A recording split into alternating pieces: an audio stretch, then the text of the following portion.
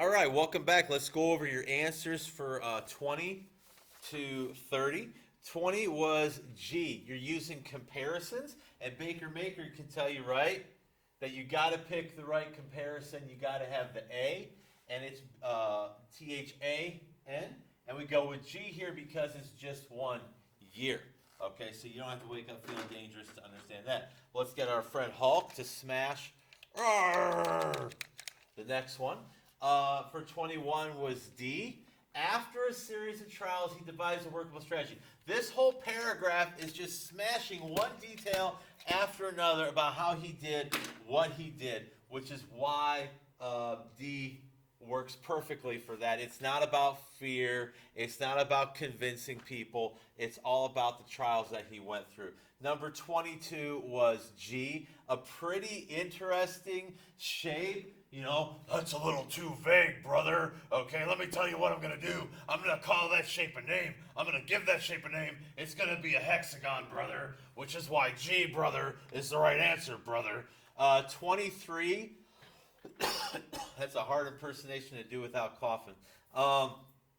23, Darren's going to help us out here. The answer was C, because B just doesn't make sense. You're binding the clusters, yeah, but that's got to be shaping. If that's going to be binding, that's got to be shaping.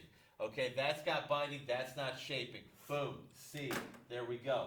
All right, let's have a super way to get through number 24. It's going to be H. It's a difficult, get your cape together, Soup. Okay, it's a difficult process, so of course it's going to be rigorous, like your vocabulary project, which you don't have this week.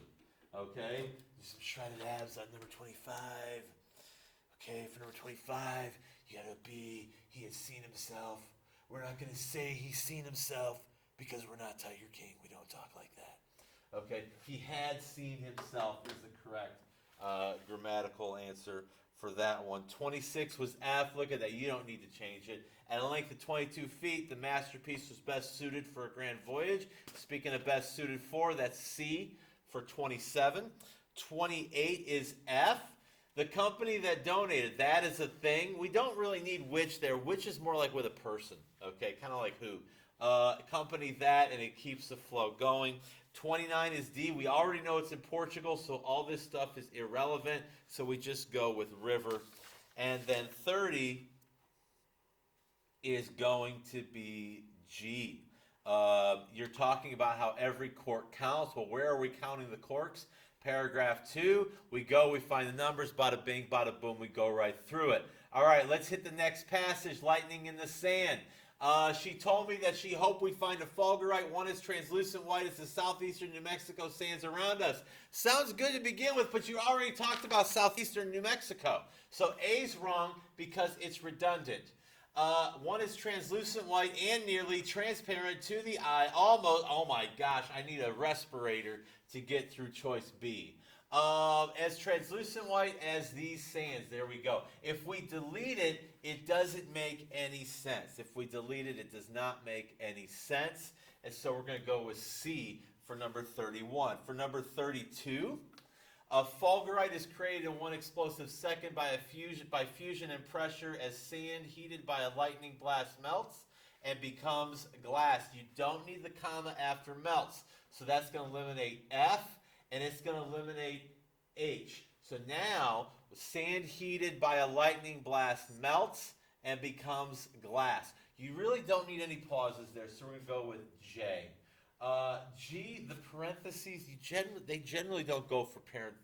If they're going to do parentheticals, it's going to be with commas or dashes. It's not going to be with parentheses, which is kind of ironic. Number 33, which choice best builds on the preceding sentence by emphasizing the dramatic nature? That's the key. Right there, dramatic. That's the key. Let's look at 33. A fulgurite places the shape of a lightning bolt. Look, Voldemort didn't place a lightning bolt on Harry's head. So which is dramatic? It burns the lightning bolt into the earth. I love that. Burns is more dramatic than sketches. Okay, it's more dramatic than sends because this is before Full Send came out. Number 34. Anna told me I possibly seen a small fragment of fall guy before without realizing that I had on the beach. See, she explained, though, that even experts, and that though's kind of awkward, but look at the choices. They've all got though. Though is unnecessary. You don't need though. And remember what I said last time.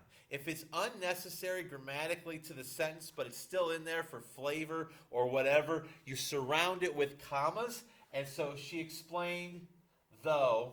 So we got a comma here, we got a comma here. That's good. We've eliminated H. We've eliminated F. We're down to G and J. We got the comma here, we got the comma here. Okay, let's look at the other one. We got the comma here, we don't have the comma here, so we're going to go with G for 34. And what I need you to do for homework by Wednesday is do 35 to 45. And I give you the answers. You got to come up with the explanation. Okay? And that is due Wednesday the 22nd. Have a good day.